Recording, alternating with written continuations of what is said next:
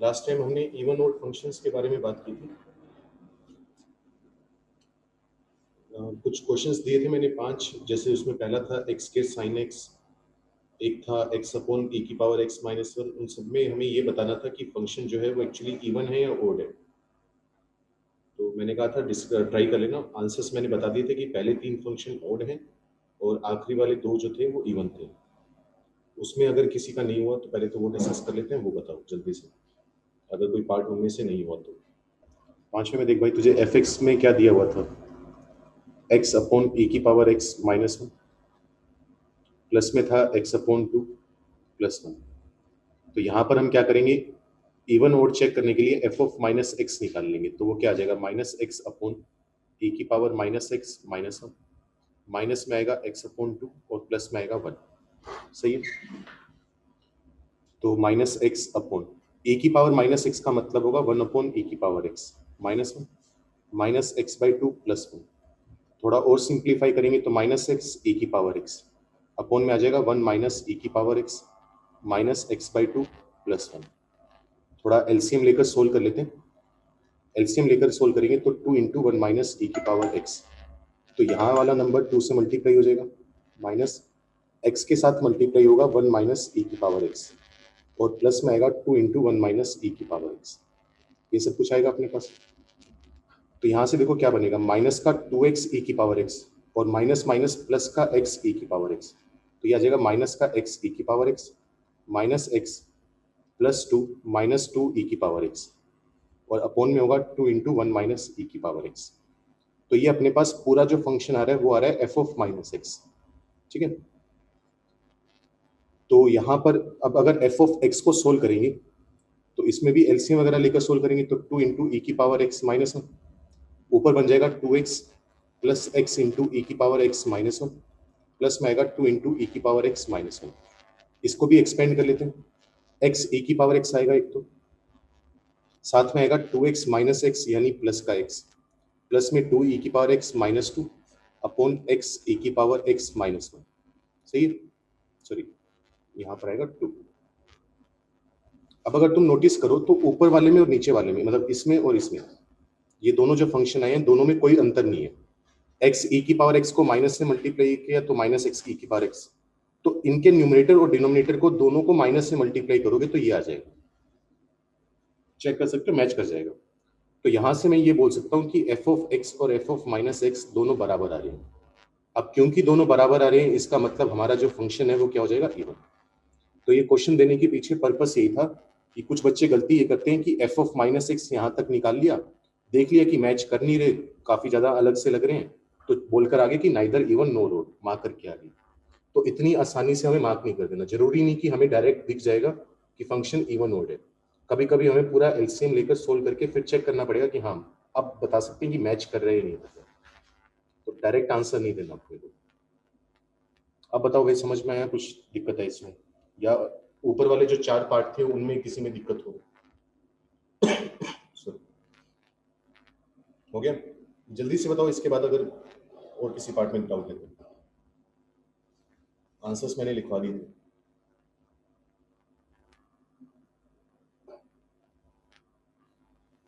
ठीक है, फिर आगे बढ़े। एक बात और, कुछ बातें पहले एक दो कर लेते हैं, उसके बाद फिर क्लास कंटिन्यू कर लेंगे। एक तो सुबह ग्रुप में मिल गया होगा वो जो इमेज भेजी है मैंने, हर सेक्शन में मेन सब्जेक्टिव, एडवांस सब्जेक्टिव और कॉम्प्रीहेंशन। मेन सब्जेक्टिव और एडवांस सब्जेक्टिव के मैं मार्क नहीं करवा रहा फिलहाल, वो डिस्कस भी नहीं हो पाते हमेशा की तरह, इतना टाइम नहीं होता। तो वो उसमें से तुम ढूंढ ढूंढ के खुद कर सकते हो। उन 3 सेक्शंस में मैंने भेज दिए।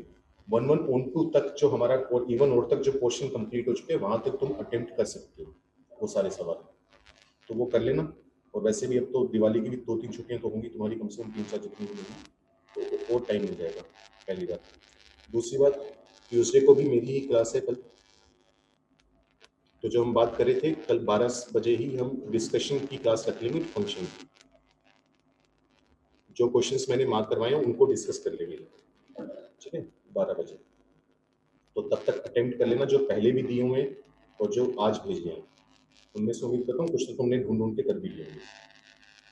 अगली बात, हाँ, sign inverse X cos inverse x. इनके क्वेश्चंस मैंने मार्क नहीं करवाए, जो मैंने लिख के भेजे उसमें जहाँ भी sine inverse X cos inverse X आ गया मैंने वो छुड़वा दिए। जिन्होंने पढ़ा हुआ है, पढ़ा तो सब नहीं हुआ है, स्कूल में भी पढ़ाया जाता है, प्रॉपर्टीज पढ़ाई जाती हैं, लेकिन फिलहाल यहाँ पर नहीं हुआ तो मैंने एक बार मार्क नहीं करवाया। तो अटेम्प्ट करके देख लेना, खुद हो जाए बहुत बढ़िया, नहीं हो तो नेक्स्ट चैप्टर तक का वेट कर लेना। बाकी खुद कर सकते हो, ऐसा कोई बहुत बड़ा तीर नहीं है, बस इतना है कि अगर तुम्हें इतना आइडिया सो होना चाहिए कि अगर साइन इनवर्स एक्स है तो इसका डोमेन -1 से 1 होता है, तो एक्स की वैल्यू 1 से -1 आनी चाहिए। अगर सेकेंड इनवर्स एक्स है तो यहाँ पर हम कहते हैं कि एक्स का मोड जो है वो ग्रेटर देन इक्वल टू 1 हो, या दूसरे शब्दों में बोला जाए तो एक्स माइनस इंफिनिटी से माइनस हो, यूनियन 1 से इंफिनिटी। तो अगर ऐसी बेसिक सी चीज़ें याद है, पता है, तो उसके क्वेश्चन हो जाएंगे, ना हुए तो आगे तो करनी करनी है आपको। तो इतनी बातें ये ध्यान रखना, कल भी मेरी क्लास है, 12 बजे डिस्कशन है, और ये इन्वर्स वाली बात। चलो आगे बढ़ते हैं। अगर तुम्हें याद हो क्या चल रहा था अपना, सैटरडे को भी क्लासिफिकेशन ऑफ फंक्शंस ही पढ़ रहे थे कि अलग अलग टाइप के क्या क्या फंक्शंस हैं और उनको क्या क्या नाम दिए जाते हैं। तो उसी कड़ी में जो हमारे पास नेक्स्ट टाइप आता है वो आता है पीरियोडिक फंक्शंस का। कुछ फंक्शंस हमारे पास ऐसे होते हैं जो पीरियोडिक होते हैं। तो वहां पर क्वेश्चन जो मेरे पास लिखा हुआ वो ये था कि एफ ऑफ एक्स हमें दिया गया था ए की power x plus sine x, साथ में था कोस्केर एक्स -3 कोस एक्स। इनके अलग अलग इंटरवल दिए हुए थे, पहले वाले का इंटरवल दिया हुआ था -1 से 0, और दूसरे वाले का इंटरवल दिया हुआ था 2 से 4। हमें इनकी इवन और ओड एक्सटेंशन बतानी थी। तो मैंने इसके लिए बताया था, तो मैं से डाउट भी पूछा गया था कि सर इसमें जो पार्ट इवन या ओड नहीं है उसके लिए क्या करें। जैसे अगर मैं साइन एक्स की बात करूँ, साइन एक्स कैसा फंक्शन होता है, ओड होता है। कोस एक्स कैसा फंक्शन होता है, इवन, उसको माइनस से कोई फर्क नहीं पड़ता, और कोस एक्स को फर्क नहीं पड़ता तो कोस्कर एक्स को तो फर्क पड़ने ही नहीं वाला, वो भी इवन होता है। तो ए की पावर एक्स ना तो इवन है ना ओड है, तो इसको तोड़ना पड़ेगा।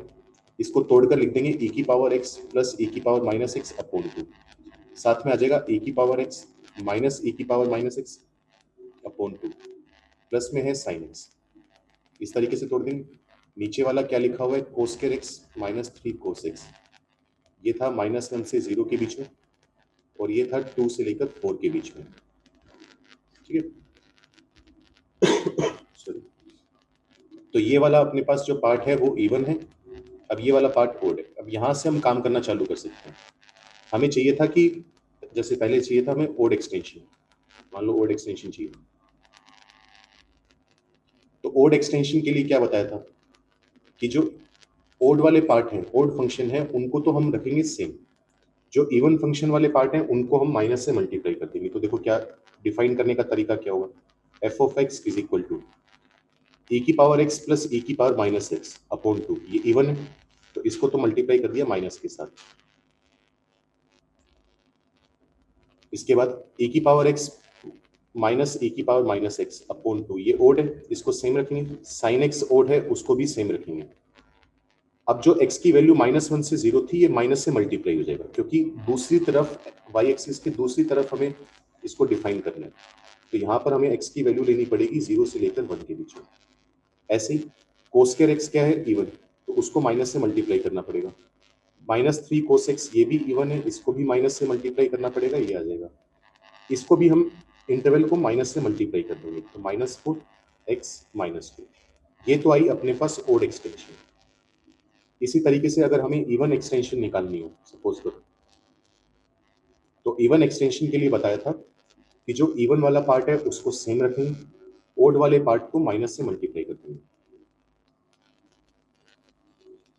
हालांकि इसको भी मल्टी ऐड करके लिख सकते हो, जैसे e की पावर x तो में दिख रहा है कटेगा, तो ये आ जाएगा माइनस का 2 इंटू सॉरी माइनस का e की power -x।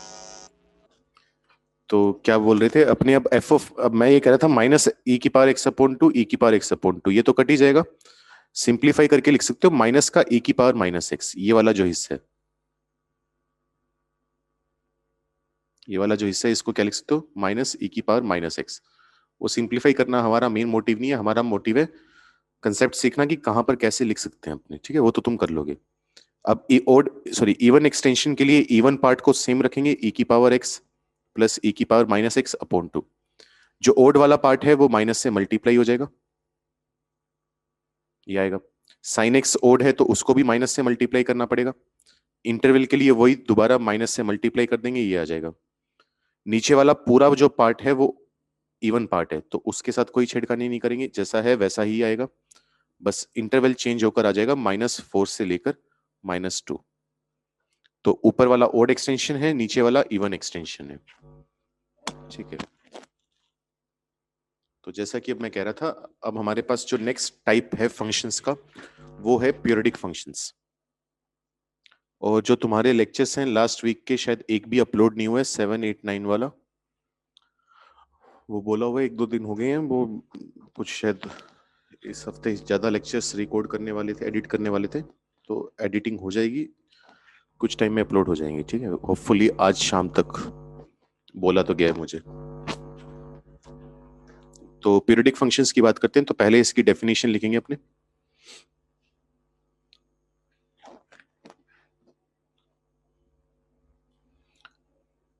Late fx is a function for which there exists a positive number, a positive real number, such that f of x plus t is equal to f of x for all x in the domain of fx.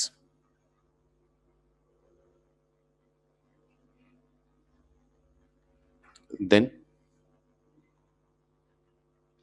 fx is called a periodic function, ठीक है।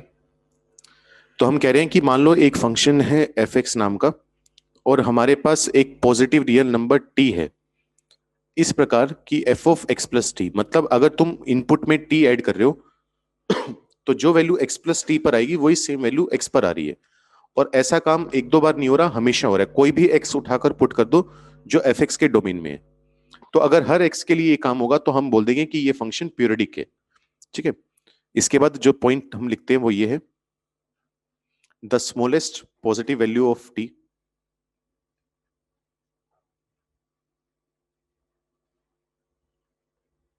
the smallest positive value of t is called the fundamental period, is called the fundamental period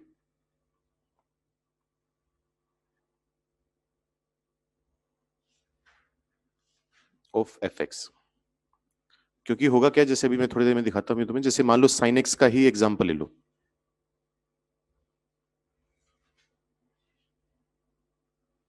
तो अगर हम sin x का example लें,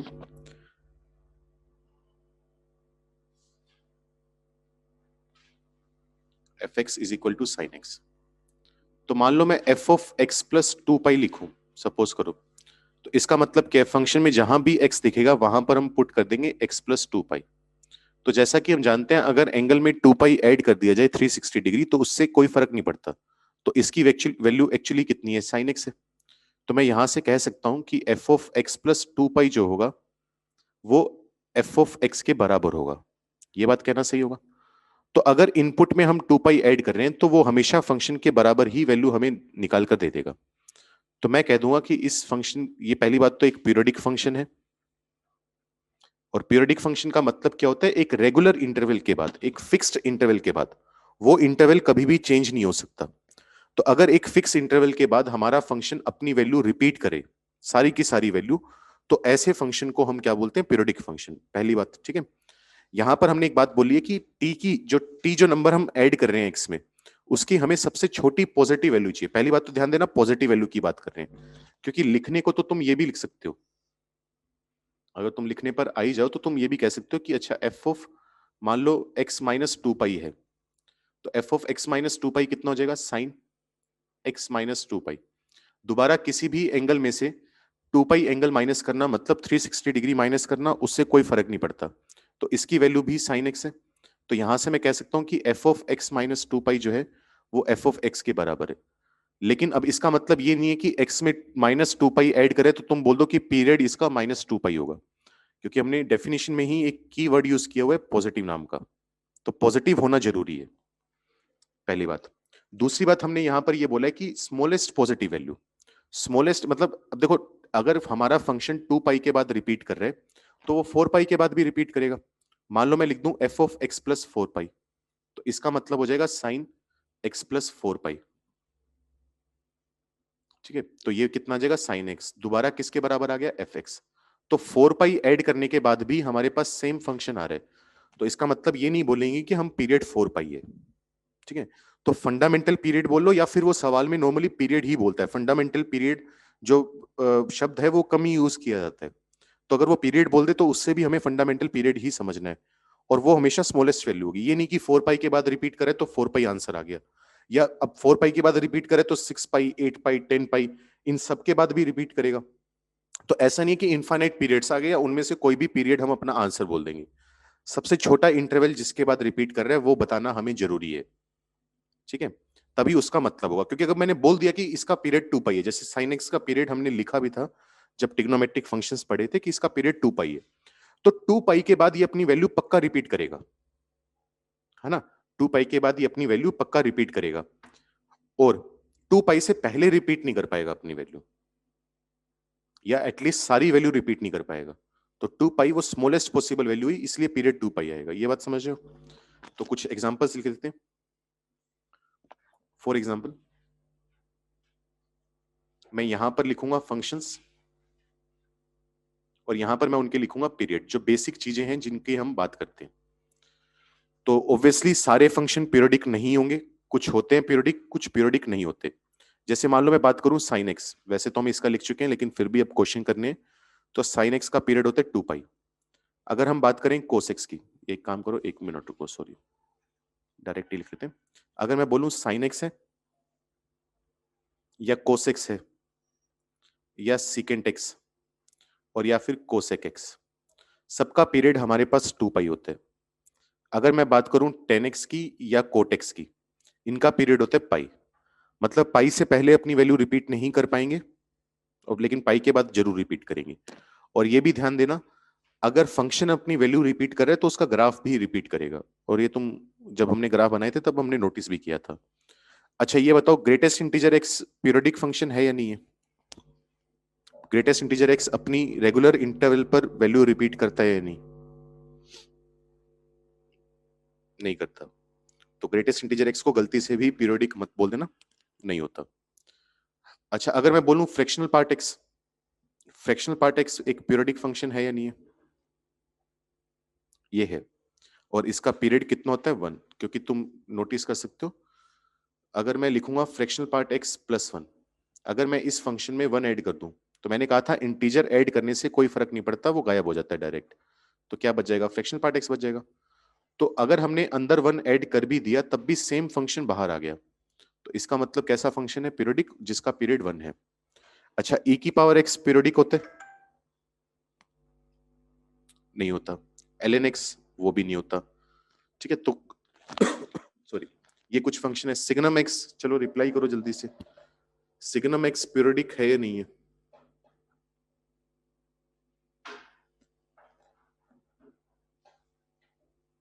signum x एक periodic function होगा या नहीं होगा।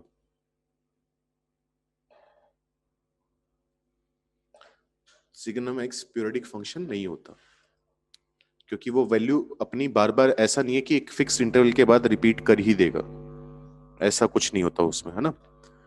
अच्छा ये बताओ इवन ओड का और पीरियोडिक का आपस में कोई लेना देना है, कि मैं बोल दूं कि इवन फंक्शन कभी पीरियोडिक होगा ही नहीं, या ओड फंक्शन पीरियोडिक कभी नहीं होगा या होंगे ही होगा, ऐसा कुछ रिलेशन हम बोल सकते हैं इवन ओड में और पीरियोडिक में, ऐसी कोई बात हम बोल सके, नहीं बोल सकते। यहां पर तुम नोटिस करोगे साइन एक्स एक ओड फंक्शन है, वो भी पीरियोडिक है, कोसेक्स एक इवन फंक्शन है, वो भी पीरियोडिक है। तो ओड फंक्शन इवन फंक्शन भी पीरियोडिक हो सकते हैं, होने को ना हो तब भी चलेगा। ठीक है, तो ऐसा कोई रिलेशन है नहीं अपने पास। अब इसके कुछ इंपॉर्टेंट पॉइंट्स हैं जो हमें ध्यान देने होंगे, याद रखने होंगे, जैसे हमने इवन ओड के टाइम पर बात करी थी। तो कुछ इंपॉर्टेंट नोट्स हैं वो लिखने चालू करेंगे अपने। तो यहां पर पहला हम लिखेंगे अ periodic function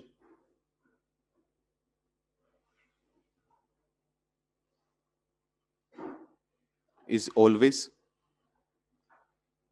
a many one function। एक पीरियोडिक फंक्शन हमेशा मैनी वन होगा। क्यों होगा? क्योंकि जो वैल्यू ये टी पर ले रहा है, सॉरी एक्स पर ले रहा है, वही सेम वैल्यू कहां पर ले रहा है? एक्स प्लस टी पर ले रहा है। दो अलग अलग जगह पर सेम वैल्यू ले ले तो क्या हो जाएगा? मैनी वन फंक्शन हो जाएगा। तो इतना हम बता सकते हैं। अब क्योंकि फंक्शन मैनी वन है, ऑन टू इनटू के बारे में हम कमेंट नहीं करते। किसी भी फंक्शन को तुम ऑन टू इनटू कमेंट नहीं कर सकते। अगर मान लो मैं तुम्हें बोल दूं साइन एक्स ऑन टू है या इनटू है, पता नहीं। कोस एक्स है या नहीं है, पता नहीं। एल एक्स है या नहीं है, पता नहीं। क्यों नहीं पता? क्योंकि जब तक कि वो हमें कोडोमेन ना बोल दे तब तक हम ये नहीं चेक कर पाएंगे कि कोडोमेन और रेंज इक्वल है या नहीं है। तब तक हम ऑन टू इनटू के बारे में कम ही कमेंट करते हैं। हाँ, अगर हम कोडोमेन आर लेकर चालू कर दें तब अलग बात है, तो उसकी फिलहाल बात नहीं करें अपने। तो सिर्फ इतना बता रहे हैं मैनी वन फंक्शन नहीं है, सॉरी मैनी वन फंक्शन होगा। अब मैनी वन होगा तो इसका मतलब बाइजेक्टिव या इन्वर्टिबल होने का सवाल ही नहीं उठता। ठीक है, तो यहां पर तुम लिखोगे अ periodic function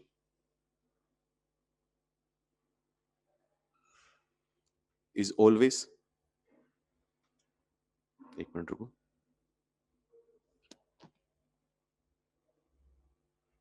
a periodic function is always non invertible.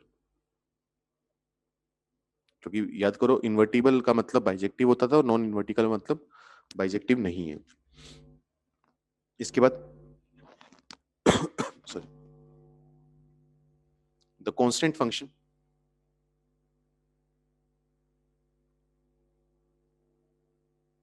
Constant function का मतलब क्या था? F of x is equal to some constant C जो एक्स पर डिपेंड नहीं कर रहा, is also a periodic function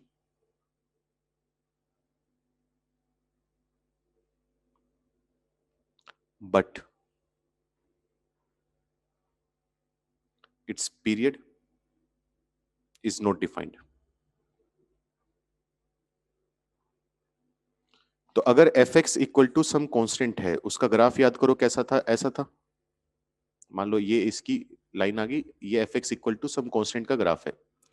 तो ये ग्राफ अपनी वैल्यू रिपीट कर रहे हैं, पीरियोडिक फंक्शन है, लेकिन हम इसका पीरियड कुछ नहीं बता पाएंगे। क्यों नहीं बता पाएंगे? क्योंकि मैंने पीरियड का मतलब क्या बताया? Smallest positive value.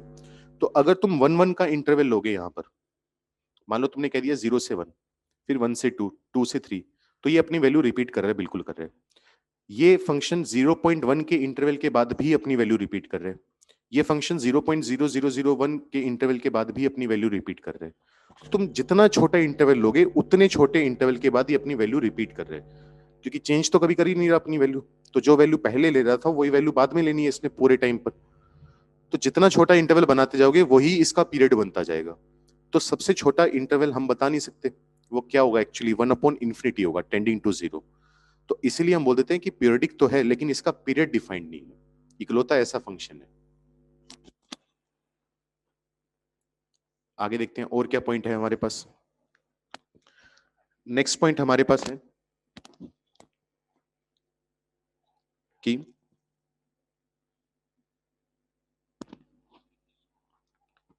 A continuous periodic function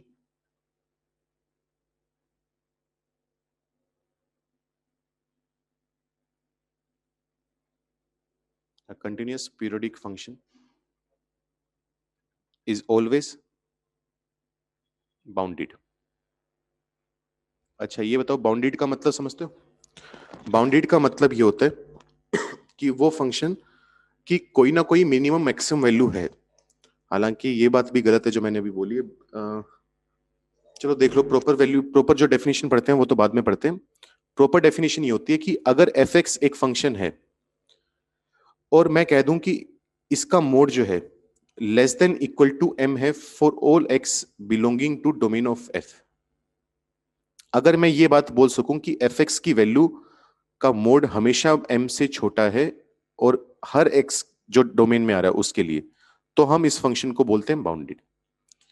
कुछ बच्चे यहां पर ये गलती कर देते हैं कि मिनिमम मैक्सिमम वैल्यू होनी जरूरी है। मैं बहुत ज्यादा डिटेल में नहीं जाऊंगा क्योंकि बाद में इस बारे में बात करनी है अपने को। जैसे मान लो फंक्शन है, उसका ग्राफ ये है, ठीक है, सिर्फ इतना ग्राफ है, यहां पर वैल्यू है 4। तो यहां पर इस फंक्शन की कोई मैक्सिमम वैल्यू नहीं है, क्योंकि जो हाईएस्ट पॉइंट आ रहा है वो 4 पर आ रहा है, लेकिन 4 वैल्यू ये कभी अचीव नहीं कर पाया, ठीक है। तो मैक्सिमम वैल्यू अगर कोई तुमसे यहां पर पूछ ले तो तुम क्या बोलोगे? 3.99999, जो 4 से जस्ट छोटा नंबर होगा, वो हम बता नहीं सकते, तो मैक्सिमम वैल्यू हमें बोलनी पड़ेगी नॉट डिफाइंड, ठीक है। लेकिन इस फंक्शन को हम बाउंडेड बोलेंगे, क्योंकि मुझे इतना पता है कि इस फंक्शन की जो वैल्यू है वो 0 से 4 है, तो इसका जो मोड आएगा वो हमेशा 4 से छोटा आएगा। मतलब मैं ऊपर एक लाइन ड्रॉ कर सकता हूं, नीचे एक लाइन ड्रॉ कर सकता हूं, और ये जो फंक्शन है इन दोनों लाइंस के बीच में ही रहेगा, इस लाइन से बाहर नहीं जाएगा। तो ऐसे फंक्शन को हम बाउंडेड बोलते हैं। अब इसी तरीके से मान लो मैं 10x का ग्राफ बनाऊं, 10x का ग्राफ याद करो कैसा बनाया था हम लोगों ने, ऐसा बनाया था। अब अगर इसके ग्राफ की तरफ ध्यान दें तो तुम ऐसी कोई हॉरिजॉन्टल लाइन नहीं ड्रॉ कर सकते जिसमें तुम बोल सको कि अच्छा हमारा ग्राफ इसके नीचे ही रहेगा। क्यों? क्योंकि ये इनफाइनाइट तक जाएगा, तो लाइन इनफाइनाइट पर ड्रॉ करनी पड़ेगी, उसका कोई मतलब नहीं है। तो इसीलिए 10x जो फंक्शन होता है वो अनबाउंडेड फंक्शन होता है, माइनस इंफिनिटी से इंफिनिटी जाता है। तो हम ये कह रहे हैं, अब यहां पर जो मैंने पॉइंट बोला है वो ये बोला है कि अगर एक पीरियोडिक फंक्शन है, कंटिन्यूअस पीरियोडिक फंक्शन है, तो वो ऑलवेज क्या होगा?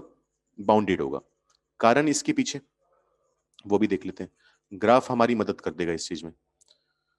तो मान लो अगर मैं बोलूं कि एक पीरियोडिक फंक्शन है जो 0 से स्टार्ट हुआ, अब इसको कितना भी ऊपर नीचे ले जाओ, मान लो ऊपर लेके जाते रहे, अब कंटिन्यूअस फंक्शन है, ब्रेक मार के नीचे तो आ नहीं सकता, ये तो है नहीं कि यहां से स्टार्ट हो गया अब दोबारा कि इनफाइनाइट तक ले जाओ और फिर नीचे ले आएंगे, ऐसा तो हो नहीं सकता। तो जितना भी ऊपर जाएगा इसको वापस नीचे आना ही पड़ेगा ताकि ये अपना बिहेवियर दोबारा रिपीट कर पाए, क्योंकि अगर रिपीट नहीं करेगा तो कंटिन्यूस तो पीरियोडिक फंक्शन नहीं होगा, और मुड़कर इसको आना ही पड़ेगा। मुड़कर आना पड़ेगा तो इसका मतलब इसकी कोई ना कोई मैक्सिमम वैल्यू आ जाएगी, तो उसके ऊपर मैं एक हॉरिजॉन्टल लाइन ड्रॉ कर सकता हूं और बोल दूंगा कि हॉरिजॉन्टल लाइन के नीचे नीचे ही है ग्राफ। उसी तरीके से कितना भी नीचे ले जाओ, अब इसको अपना ग्राफ रिपीट करना है तो ऊपर आना ही पड़ेगा, है ना, ताकि पीरियोडिक फंक्शन हो सके। तो यहां पर भी एक लाइन होगी जिसके ऊपर ही ग्राफ हमारा लाई करेगा, तो एक मिनिमम वैल्यू भी आ जाएगी, एक तरह से मैक्सिमम वैल्यू भी आ जाएगी, तो फंक्शन बाउंडेड हो जाएगा। लेकिन ये बात हम डिसकंटिन्यूअस फंक्शन के बारे में नहीं बोल सकते। जैसा दोबारा एग्जांपल लो 10x का, 10x का ग्राफ कैसा होता है? ऐसा होता है, ये बताया था। तो इसका जो ग्राफ है वो पाई इंटरवल के बाद अपने आप को रिपीट करता रहता है। तो पीरियोडिक तो ये भी है, लेकिन ये बाउंडेड नहीं है, अनबाउंडेड है। तो इसके पीछे कारण क्या है? क्योंकि डिसकंटिन्यूअस है, ये इन्फिनिटी से जंप मार के डायरेक्ट माइनस इन्फिनिटी पर आ सकता है। तो रिपीट तो ये भी कर रहा है अपना ग्राफ, लेकिन इसको मुड़ने की जरूरत नहीं पड़ी, क्योंकि सीधा गैप लेकर जंप मार के नीचे आ गया ये। तो फर्क समझ में आ रहा है कि क्यों कंटिन्यूअस बाउंडेड है और डिसकंटिन्यूअस फंक्शन बाउंडेड भी हो सकता है, बाउंडेड नहीं भी हो सकता। पल्ले पड़ रहा है कुछ? पहले ये बताओ, कोई पॉइंट अभी तक कुछ नहीं समझ में आया, पूछना है तो पूछ लो, फिर ही आगे बढ़ेंगे अपने।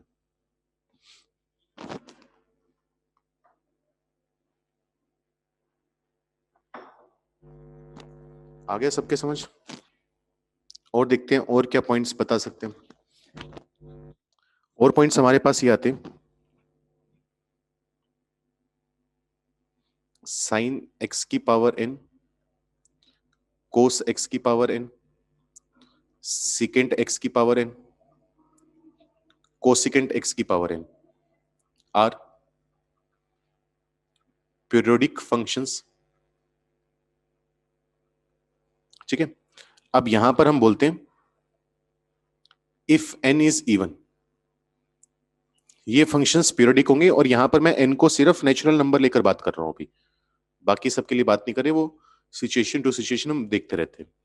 अगर एन एक इवन नंबर है तब हमारे पास जो पीरियड आएगा इन सब का वो आएगा पाई के बराबर, क्योंकि मान लो एन इवन हो गया, साइन स्क्वायर एक्स हो गया, तो अगर तुम एक्स में पाई भी जोड़ दोगे तब भी क्या बन जाएगा? Sine pi plus x. जैसे मैं दिखा देता हूं, साइन स्क्वायर एक्स है, इसमें अगर तुमने मान लो पाई जोड़ दिया तो ये बन जाएगा साइन पाई प्लस एक्स और sine square. Sine pi plus x कितना होता है? Minus sine x. तो हालांकि माइनस का अंतर आया, लेकिन क्योंकि पावर इवन है 2 4 6, तो वो माइनस स्क्वायर करने पर गायब हो जाएगा। इसलिए सिर्फ पाई ऐड करके भी अपना काम हम चला सकते हैं। तो इन सब का पीरियड कितना आ जाएगा? पाई।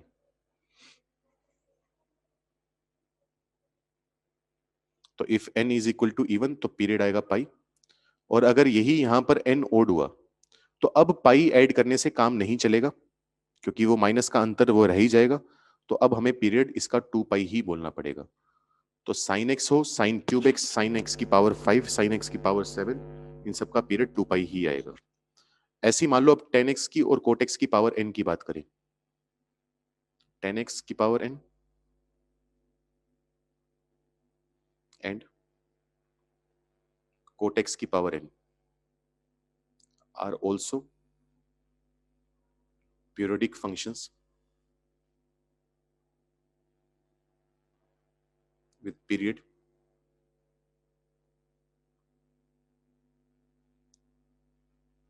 always equal to pi।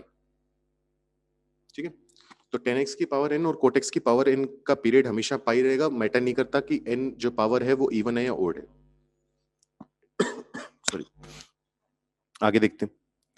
आगे हमारे पास ये है कि इफ द पीरियड ऑफ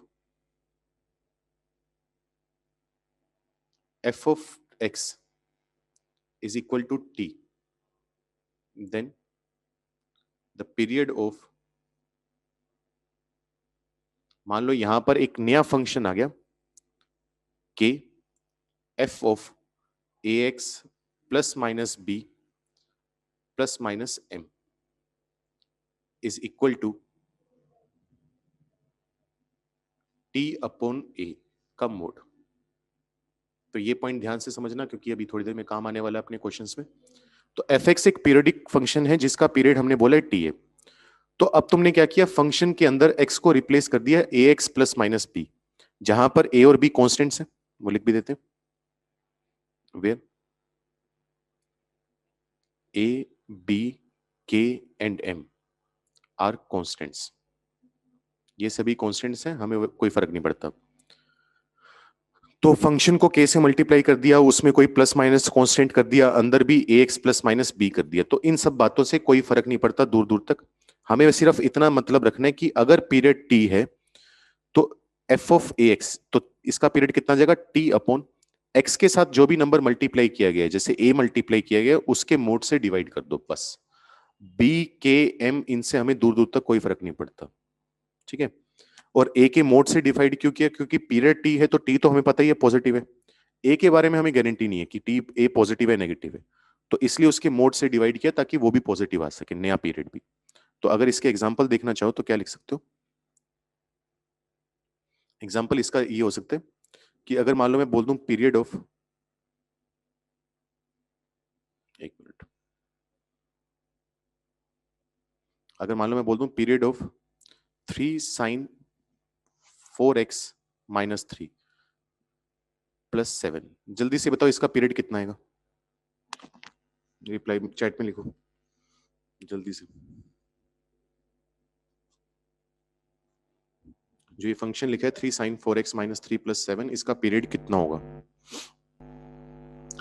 ठीक है, तो हम जानते हैं साइन का पीरियड कितना होता है, अपने पास 2 पाई होता है। तो यहां पर 3 7 माइनस 3 से कोई फर्क नहीं पड़ता, x के साथ जो नंबर मल्टीप्लाई है 4 वो डिवाइड में आ जाएगा, तो इसका पीरियड आ जाएगा अपने पास पाई बाय 2। इस तरीके से आसानी से बता सकते हैं। तो बेसिक फंक्शंस के पता होना चाहिए, बाकियों के हम फिर भी जुगाड़ लगाकर थोड़ा बहुत बता सकते हैं।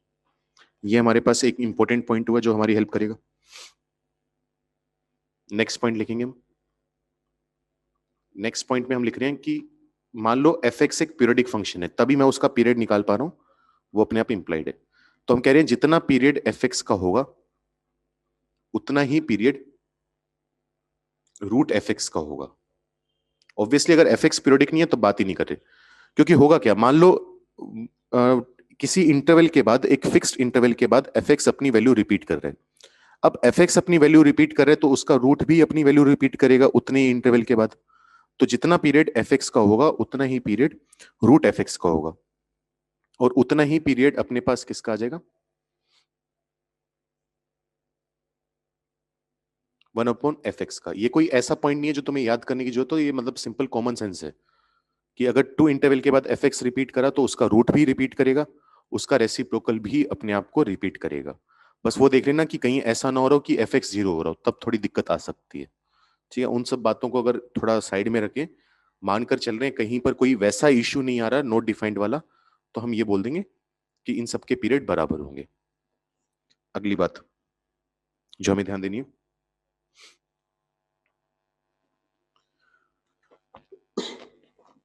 Late fx and gx are periodic functions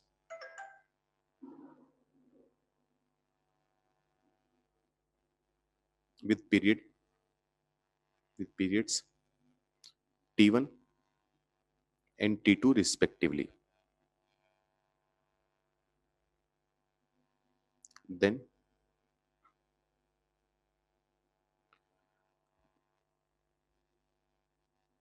अब देखो, मान लो तुम्हारे पास दो फंक्शन है fx और gx, दोनों हमारे पास पीरियडिक फंक्शंस हैं जिनके पहले वाले का पीरियड t1 है, दूसरे वाले का पीरियड t2 है।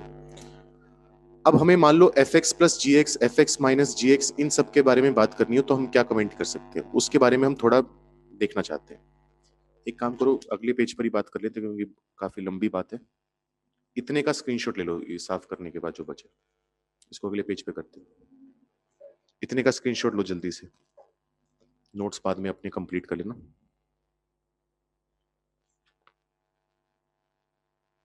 और यहां तक दिक्कत नहीं है ना, किसी को कुछ है तो बता दो।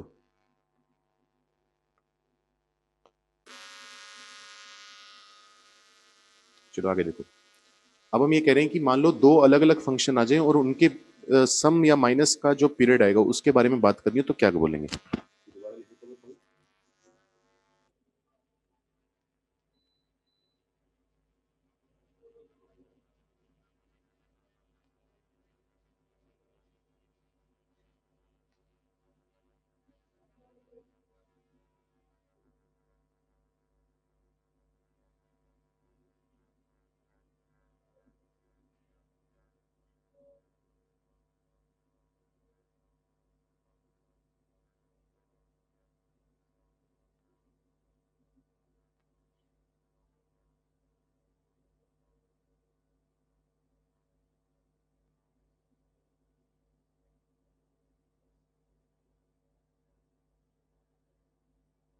तो दो फंक्शन है पीरियड जिनके t1 t2 हैं। हम देखना चाहते हैं कि fx plus minus sorry plus minus gx का पीरियड क्या आएगा। अगर इसके बारे में देख लिया तो fx इंटू gx का भी कुछ कुछ आइडिया लग जाएगा कैसे काम करना होता है। तो यहाँ पर हमारे पास केसेस बनते हैं कुछ, कि कैसी कैसी सिचुएशन बन सकती है। केस वन तो हमारे पास ये हो सकता है कि जैसे मान लो कि अगर हमें करना क्या होता है, दोनों का एलसीएम निकालना होता है। जैसे एक छोटा सा एग्जांपल देता हूं तुम्हें। मान लो एक फंक्शन है fx, ये इसका पीरियड जो है वो 2 है। दूसरा फंक्शन है gx, इसका पीरियड मान लो 3 है। तो होगा क्या, जब जब 2 ऐड करोगे 2 इंटरवल के बाद ये अपनी वैल्यू रिपीट कर देगा। तो +2 करोगे तब भी अपनी वैल्यू रिपीट करेगा, +4 करोगे तब भी अपनी वैल्यू रिपीट करेगा, +6 करोगे तब भी वैल्यू रिपीट करेगा, चलता जाएगा। ये वाला जो फंक्शन है वो कितने के बाद अपनी वैल्यू रिपीट करेगा? 3 के बाद। तो 3 के बाद रिपीट करेगा मतलब 3 के हर मल्टीपल के बाद भी रिपीट करेगा, मतलब +3 करोगे तब भी रिपीट करेगा, +6 करोगे तब भी रिपीट करेगा, +9 करोगे तब भी रिपीट करेगा। तो अगर मान लो मैं बात करना चाहूं fx प्लस gx की, अब तुमने इसमें 2 का अंतर ला दिया, तुमने x में 2 ऐड कर दिया। 2 ऐड करने से fx तो अपनी वैल्यू रिपीट कर गया, लेकिन gx नहीं कर पाया क्योंकि उसको अपनी वैल्यू रिपीट करनी है 3 के इंटरवल पर। ऐसे ही मान लो तुमने 4 ऐड कर दिया या 3 ऐड कर दिया। 3 ऐड करने से gx अपनी वैल्यू रिपीट कर देगा लेकिन fx नहीं कर पाएगा क्योंकि उसके फंडामेंटल पीरियड या बड़े वाले पीरियड में 3 का कोई रोल नहीं है। तो यहां पर तुम देख सकते हो कि जो कॉमन नंबर आ रहा है वो 6 आ रहा है। तो अगर तुम दोनों जगह 6 ऐड करोगे तो fx भी अपनी वैल्यू रिपीट कर देगा, gx भी अपनी वैल्यू रिपीट कर देगा।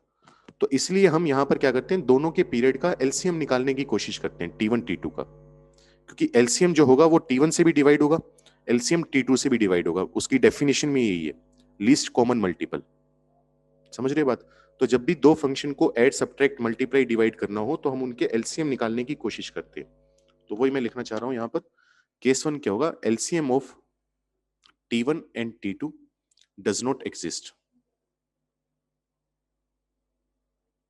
मान लो ऐसा हो गया कि t1 और t2 का एलसीएम ही एग्जिस्ट नहीं कर रहा। ठीक है, हो सकता है, वो भी बताऊंगा कैसे हो सकता है। तो अगर इनका एलसीएम एग्जिस्ट नहीं कर रहा तो तुम क्या बोलोगे कि F x plus minus G X एक पीरियोडिक फंक्शन नहीं होने वाला. This implies that F x plus minus G X is not a periodic function. तो पीरियोडिक फंक्शन नहीं है तो उसका पीरियड आने भी नहीं वाला. सेकंड केस देखते हैं क्या हो सकता है. सेकंड केस ये होता है कि अगर T1 और T2 का एलसीएम जो है वो एग्जिस्ट कर जाए. एग्जांपल्स करके देखेंगे इन सबके. अगर एलसीएम एग्जिस्ट कर जाए तो उसमें भी अब दो केसेस बनते हैं. इसमें हम बोलते हैं check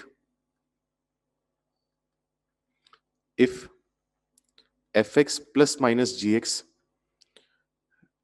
repeats its value before LCM of T1 comma T2. If yes, then that will be the fundamental period.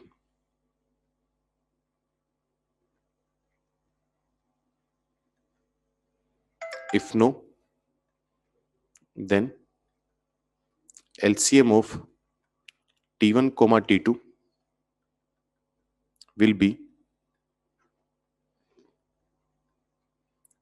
the period of fx plus minus gx. ये बात हम यहां पर बोलते हैं. तो तुम्हें क्या करना है, और एक बार हवा हवा में सुन लो थ्योरी, उसके बाद समझ में आ जाएगी. तो अब तुम्हें क्या करना है, मान लो T1 T2 का एलसीएम आ रहा है. सपोज करो T1 और T2 का एलसीएम आया है 2 पाई. अब तुम्हें चेक करना है कि 2 पाई से छोटे इंटरवल में भी क्या वो अपनी वैल्यू रिपीट कर देता है. तो हमें तो सबसे छोटी वैल्यू चाहिए. तो ये नहीं कि T1 T2 का एलसीएम 2 पाई आया और तुमने आंसर 2 पाई मार्क कर दिया और आगे बढ़ गए. तुम्हें थोड़े छोटे इंटरवल में चेक करना पड़ेगा. अगर हाँ रिपीट कर रहे हैं तो वो फंडामेंटल पीरियड हो जाएगा. मान लो पाई के बाद रिपीट कर गया तो बहुत बढ़िया. अगर नहीं कर पा रहा तो जो एलसीएम निकाला है वही हमारे पास फंडामेंटल पीरियड होगा. ठीक है, उस पर आते हैं अभी थोड़ी देर में. एक दो बातें और लिख लो. और एक दो बातें जो जरूरी हैं पता होनी चाहिए. वो क्या है कि अगर मान लो तुम्हें कभी भी एलसीएम निकालना हो a अपॉन बी और c अपॉन डी, दो फ्रैक्शन है तुम्हारे पास, ये बचपन में पढ़ाया जाता है. अगर इन दोनों फ्रैक्शन का एलसीएम निकालना हो तो क्या करो, पहले जो न्यूमरेटर्स हैं a और c उनका एलसीएम निकाल लो. इसको डिवाइड कर दो जो डिनोमिनेटर्स हैं बी और डी उनके एचसीएफ से. जैसे सपोज करो मैं तुम्हें बोल दूं एलसीएम निकालना है मुझे 2/3 1/4 का. तो मैं क्या करूंगा, 2 और 1 का एलसीएम निकाल लूंगा, वो 2 आ जाएगा. 3 और 4 का एचसीएफ निकाल लूंगा, वो 1 आ जाएगा. तो कितना आ गया, इनका एलसीएम 2 आ गया. ठीक है, ये तरीका होता है. दूसरी बात, the LCM of a rational and an irrational number does not exist. अगर तुम एक रैशनल और एक इरेशनल नंबर का एलसीएम निकालने की कोशिश करोगे तो वो एग्जिस्ट नहीं करेगा कभी भी. ठीक है, the LCM of two irrational numbers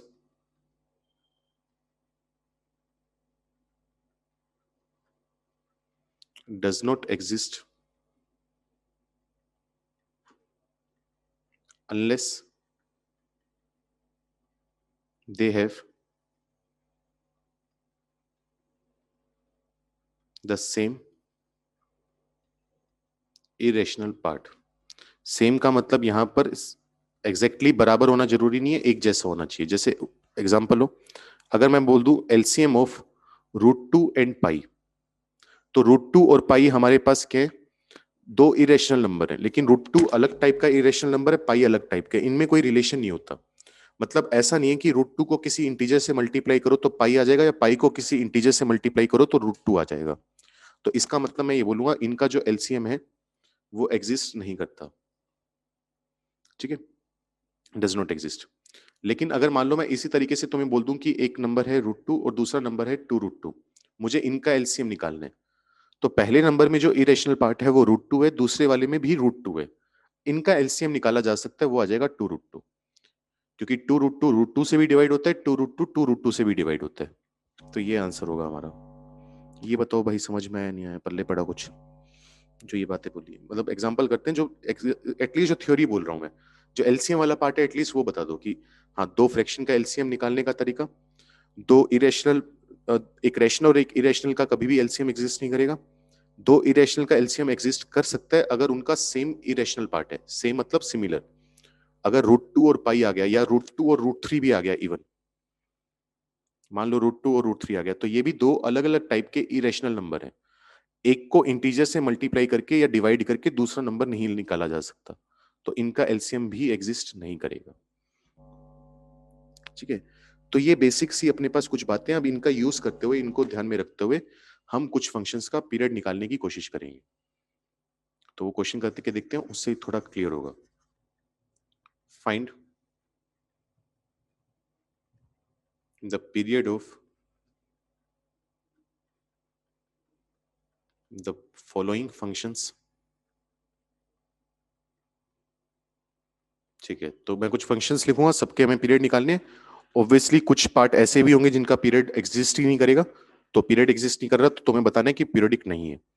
जैसे इसमें जो पहला सवाल है अपने पास वो है, सॉरी, मान लो मैं तुम्हें बोल दूं कि F F X is equal to है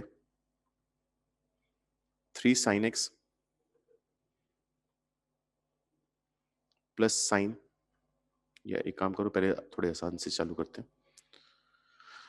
F X is equal to है माइनस का 3 10 4x प्लस π/3 -8। इसका पीरियड कितना आएगा, जल्दी से बताओ।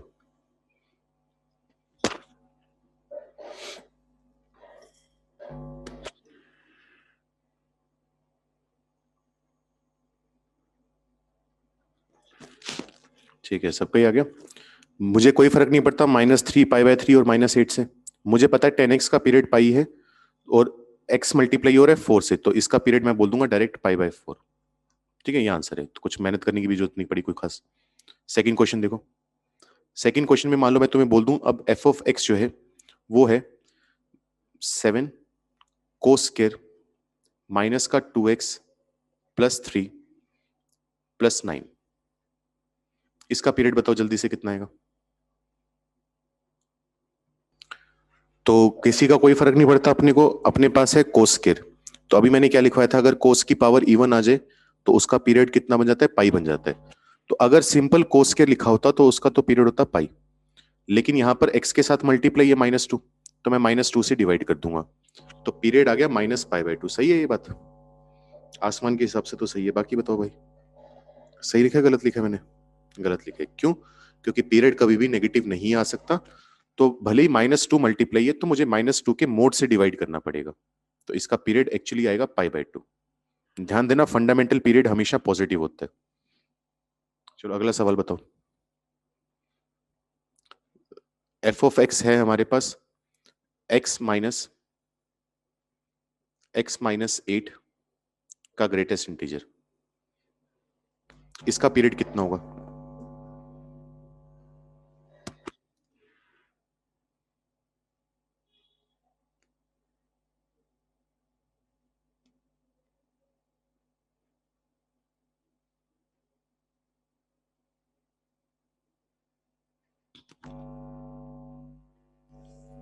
ठीक है, अंजलि तो कह रही है एग्जिस्ट नहीं कर रहा।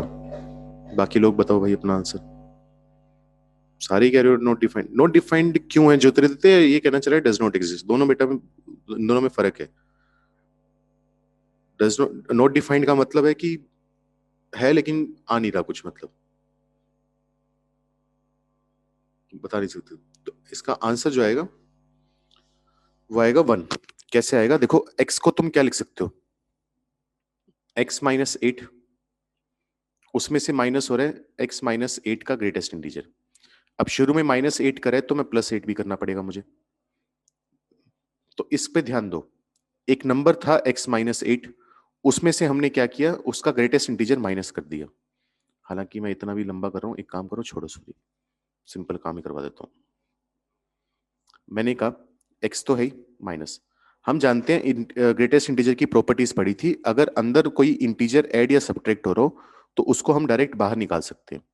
तो अंदर सिर्फ क्या बच जाएगा, एक्स का ग्रेटेस्ट इंटीजर बच जाएगा, और ये माइनस का जो 8 है वो बाहर आ जाएगा। तो माइनस माइनस 8 क्या बन जाएगा, +8। तो एक तरह से ये जो फंक्शन है वो बन गया फ्रैक्शनल पार्ट ऑफ एक्स +8। अब 8 तो कांस्टेंट है, उससे हमें कभी भी फर्क नहीं पड़ता। फ्रैक्शनल पार्ट एक्स का पीरियड कितना होता है, 1। तो ओवरऑल जो ये फंक्शन एफ एक्स है उसका भी पीरियड आ जाएगा 1 के बराबर। बोलो भाई, किसी को कुछ नहीं समझ में आया, दिक्कत है? क्यों पीरियड 1 लिखा है? और तुम डज नॉट एग्जिस्ट क्यों बोल रहे थे इसका? क्योंकि देखने में नहीं लग रहा है इसलिए?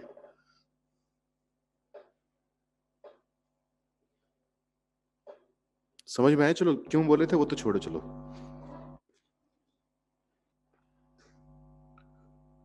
अच्छा, नहीं ऐसा नहीं है कि ग्रेटेस्ट इंटीजर आ गया तो वो पक्की बात है, मतलब नहीं होगा वो पीरियडिक।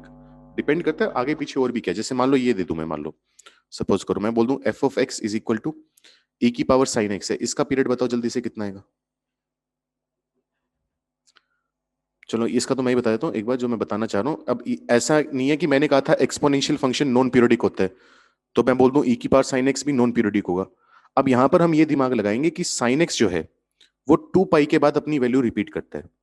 अगर ई की पावर रिपीट होगी तो भले ई पीरियडिक फंक्शन नहीं था ई की पावर एक्स, लेकिन अगर किसी नंबर की पावर बार बार रिपीट कर रहे हो रेगुलर इंटरवल के बाद, तो उसको भी अपनी वैल्यू रिपीट करनी पड़ेगी।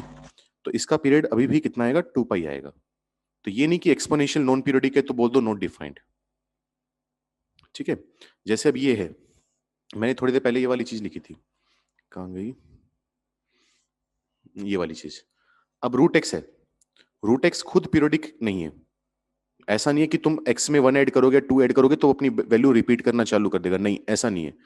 लेकिन रूट के अंदर एफ एक्स है, अब एफ एक्स अपनी वैल्यू रिपीट करेगा तो रूट को भी अपनी वैल्यू रिपीट करनी पड़ेगी, तो उसका भी हमें थोड़ा ध्यान देना पड़ेगा।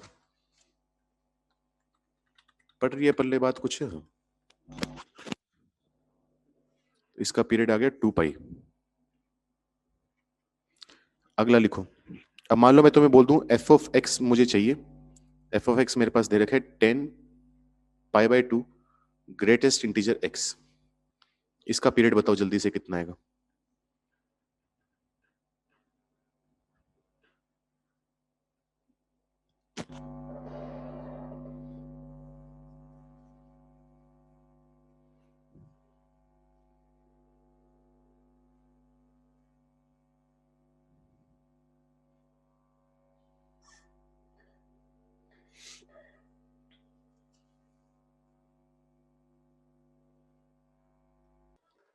तो इसको सोचने का तरीका ये होता है, तुम्हें क्या चाहिए? तुम्हें पता है 10 खुद पाई के बाद अपनी वैल्यू रिपीट करता है, तो जो अंदर लिखा हुआ है पाई बाय 2 ग्रेटेस्ट इंटीजर एक्स, वो तो तुम्हें चाहिए कि आई आए। साथ में तुम ये चाहते हो कि पाई ऐड हो जाए, क्योंकि 10 थीटा प्लस पाई आएगा तो वो 10 थीटा बन जाएगा, ये आ जाएगा। अब तुम्हें ये सोचना है कि ये पाई कहां से लेकर आया जाए। तो पाई के लिए क्या करोगे, तुम सोचोगे कि पाई बाय 2 को अगर मैं 2 से मल्टीप्लाई करूंगा तो पाई आ जाएगा। तो वो कहां से आएगा, जब हम एक्स में 2 ऐड करेंगे, तो यहां से जो पीरियड है वो आ जाएगा 2 के बराबर। ठीक है? क्योंकि सोच के देखो, अगर तुमने एक्स में 2 ऐड करा, इसमें लिखवा देता हूं, F of X plus 2 is equal to 10 pi by 2, X का ग्रेटेस्ट इंटीजर, मतलब जहां भी ऐड करना है वो एक्स में ऐड होगा, तो पहले एक्स में ऐड हुआ एक्स प्लस 2।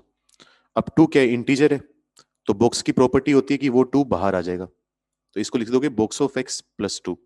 ये पूरा नंबर पाई बाय 2 से मल्टीप्लाई हो रहा है, तो ये आ जाएगा 10 pi by 2 greatest integer x, और पाई बाय 2 जब 2 से मल्टीप्लाई होगा तो वो बन जाएगा पाई। अब पूरे एंगल में पाई ऐड हो रहा है तो उस एंगल से कोई फर्क नहीं पड़ेगा, 10 pi plus theta equal to 10 theta. तो ये तरीका हुआ। अगर इसमें कंफर्टेबल नहीं हो, क्योंकि डायरेक्ट ऑब्जर्वेशन कर लो तो सबसे आसान रहता है, और एक बार आदत पड़ जाए, शुरू में हो सकता है मुश्किल लगे, लेकिन फिर साथ के साथ आंसर ही मार्क करना होता है नॉर्मली हमें। नहीं करना चाहो तो ये कर सकते हो, हमें नहीं पता पीरियड कितना है, हमने मान लिया पीरियड जो है वो टी के बराबर है, let period is equal to T.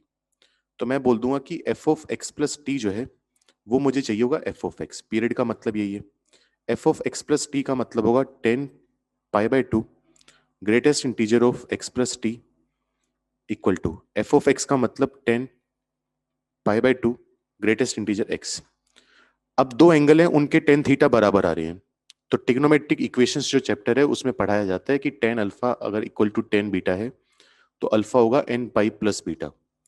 तो यहां से हम बोल देंगे पाई by 2 into x plus T का जो ग्रेटेस्ट इंटीजर है वो आना चाहिए एन पाई प्लस बीटा का मतलब pi by 2 greatest integer x.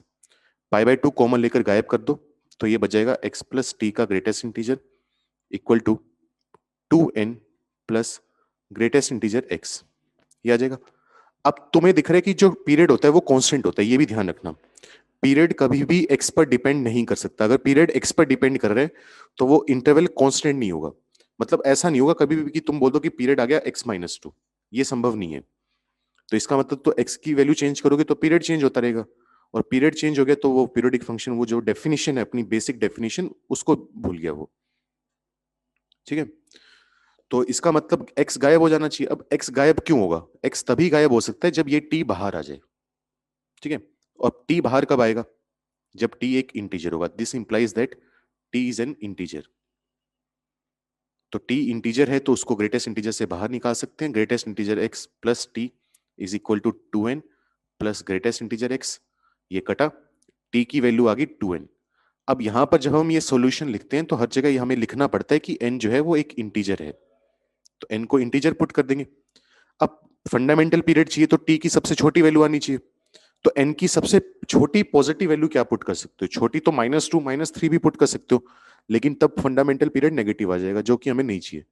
तो n की सबसे छोटी पॉजिटिव वैल्यू होगी 1, तो वहां से फंडामेंटल पीरियड की वैल्यू आ जाएगी 2। तो करना चाहो तो इस तरीके से भी कर सकते हो पूरा, अगर डायरेक्ट दिख जाए तो वो सबसे बड़ी है, उससे अच्छी तो बात ही नहीं है। क्योंकि वो ऐसा नहीं है कि हिट एंड ट्रायल लगाए, हमने दिमाग लगाया कि पाई कब ऐड होगा, जब पाई बाय 2 2 से मल्टीप्लाई होगा, और 2 से मल्टीप्लाई तब होगा जब ग्रेटेस्ट इंटीजर 2 हमें बाहर निकाल कर देगा। बोलो भाई, समझ में आया नहीं? बाकी वो ये है कि अगर ऊपर वाला दिक्कत आए, अगर वो तो प्रैक्टिस करोगे थोड़ी, लेकिन अगर दिक्कत आए तो एटलीस्ट छोड़कर नहीं आना अपने को। नीचे वाला तरीका तो अपना ही लेंगे। छठा सवाल है अपने पास, हमें निकालना है F of x is equal to 10 greatest integer x का पीरियड। अब ये एक नॉन पीरियोडिक फंक्शन है। अब ये क्या है? नॉन पीरियोडिक फंक्शन है, क्योंकि तुम्हें ये चाहिए कि इसके साथ पाई बाहर आ जाए। अब पाई कैसा नंबर है? नॉन इंटीजर है। तो अगर तुम अंदर पाई ऐड कर भी दोगे, मान लो तुमने अंदर पाई ऐड कर दिया, तो क्या बन जाएगा? 10 एक्स प्लस पाई का ग्रेटेस्ट इंटीजर। अब कुछ नहीं कर सकते आगे सोल्व, मतलब कुछ हाथ पैर नहीं मार सकते। पाई 3.14 है तो बाहर निकालना भी गलत होगा। तो ये नॉन पीरियोडिक फंक्शन है। ठीक है, तो ये नहीं। अभी इस तो फिर यहाँ के पर इसके साथ 1 मल्टीप्लाई है, तो 10x का पीरियड पाई, तो पाई अपॉन 1 पाई, नहीं, वो काम नहीं चल पाएगा। ठीक है, चलो 7वां क्वेश्चन देखो।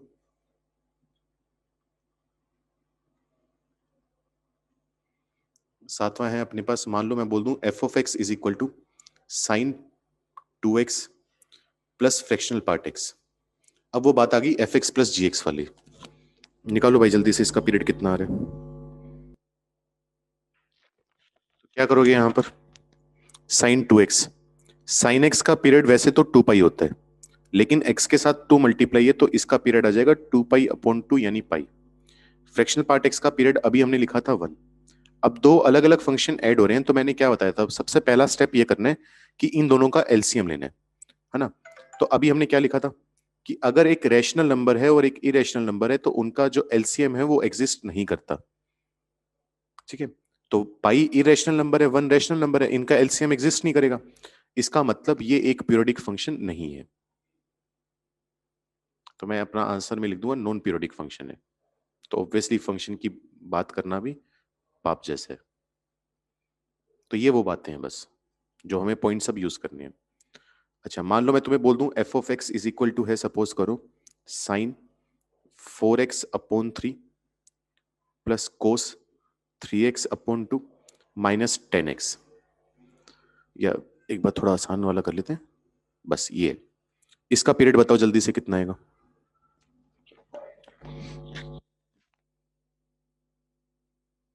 थोड़ा थोड़ा टाइम भी ज्यादा हो गया, मैं आइडिया दे देता हूँ थोड़ा, तुम्हें बता देता हूँ कैसे करते हैं। तो अब इसका पीरियड अगर हमें निकालना हो तो साइन एक्स का पीरियड वैसे तो हम जानते हैं 2 पाई होता है ना, लेकिन x के साथ मल्टीप्लाई है 4/3, तो 4/3 से डिवाइड भी करना पड़ेगा, वो कर दिया। तो 2 पाई को 4/3 से डिवाइड 4/3 से डिवाइड करना मतलब 6 पाई/4, मतलब ये आ गया 3 पाई/2। अब अगर इसकी बात करें, कोसेक्स का पीरियड वैसे तो होता है 2 पाई, लेकिन साथ में 3/2 मल्टीप्लाई है तो 3/2 से डिवाइड करना पड़ेगा, तो इसका पीरियड कितना आ जाएगा 4 पाई/3। अब क्या हुआ, अब ये भी इरेशनल नंबर है, ये भी इरेशनल नंबर है, लेकिन दोनों सेम टाइप के इरेशनल नंबर है, सिमिलर है। जो नंबर, जो पार्ट इसको इरेशनल बना रहा है वो पाई है, तो सेम चीज है। अब इनका एलसीएम मैं निकाल सकता हूं। अब इनका अगर एलसीएम निकालना हो 3 पाई/2 और 4 पाई/3, तो मैंने क्या बताया था, देखो अब क्या आ जाएगा, एलसीएम ऑफ न्यूमरेटर, न्यूमरेटर क्या क्या है, 3 पाई और 4 पाई, इनका एलसीएम ले लेंगे। और नीचे वाले जो डिनोमिनेटर हैं उनका आ जाएगा HCF 2,3। तो 3 पाई और 4 पाई इनका एलसीएम 12 पाई होगा, 2 और 3 का HCF 1 होगा, तो ये आंसर आ जाएगा 12 पाई। ठीक है, ये समझ में आया। अच्छा, एक जो जरूरी एग्जाम्पल है, जो जिसके बिना तो हम ये टॉपिक खत्म कर ही नहीं सकते, कुछ भी हो जाए,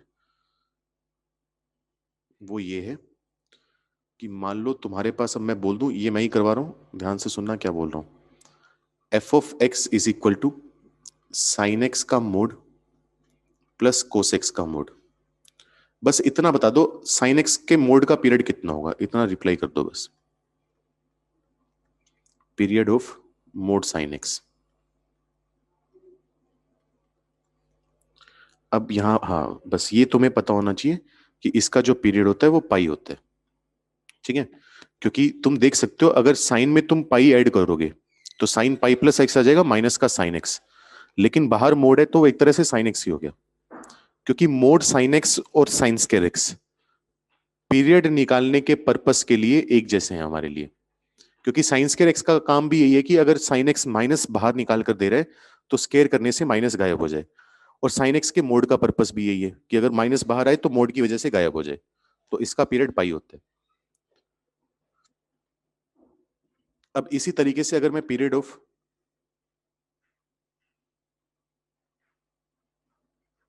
कोसेक्स के मोड की बात करूं तो ये भी कितना आएगा, पाई आएगा, सेम लॉजिक से। अब दो फंक्शन ऐड हो रहे हैं, मैंने क्या कहा था, इनका एलसीएम ले लो, तो पाई और पाई का एलसीएम लेंगे तो पाई आ जाएगा, लेकिन इसका आंसर पाई नहीं है।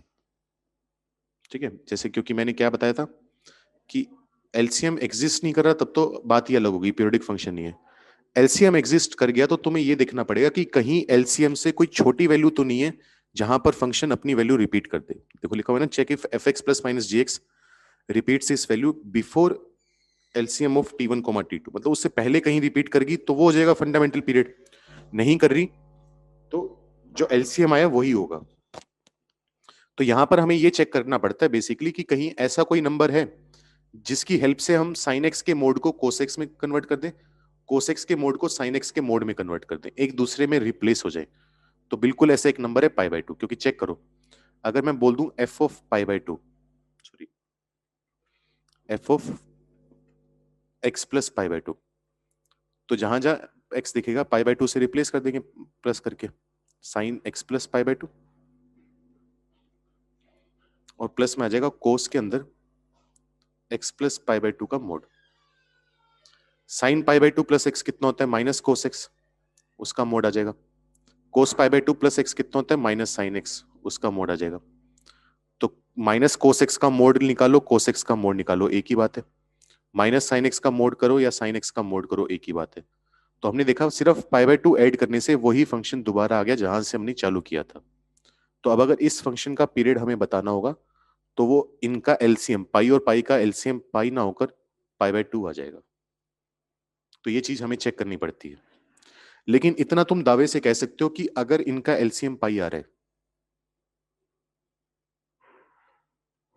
तो एक्चुअल पीरियड पाई हो ना हो, लेकिन पाई का कोई वो होगा, डिवाइजर होगा, जैसे पाई/2 हो सकता है, जैसे यहां पर आ रहा है, पाई/3 हो सकता है, पाई/4 हो सकता है। तो चेक करने का तरीका यही होगा कि कहीं ऐसा ना हो कि एक फंक्शन दूसरे में कन्वर्ट हो गया, दूसरे वाला पहले में कन्वर्ट हो गया, तो वो तुम्हें चेक करना पड़ेगा। कुछ कुछ समझ में आया कैसे करते हैं अपने।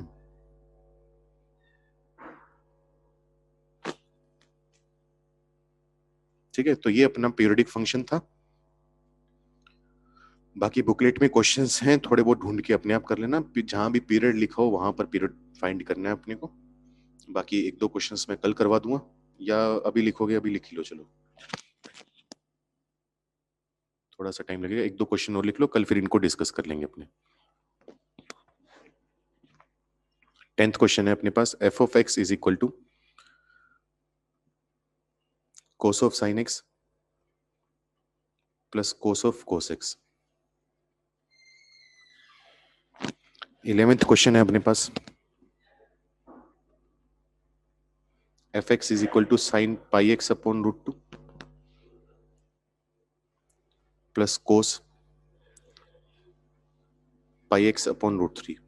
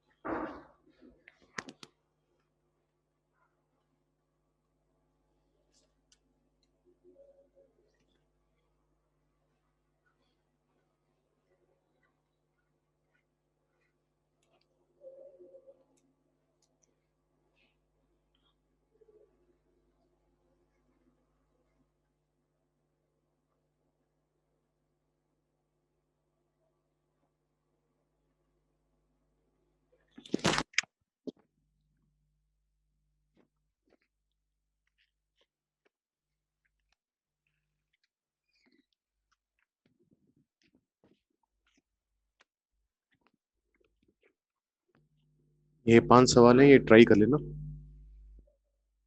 कल डिस्कस कर लेंगे और कल बुकलेट भी डिस्कस करेंगे, ठीक है?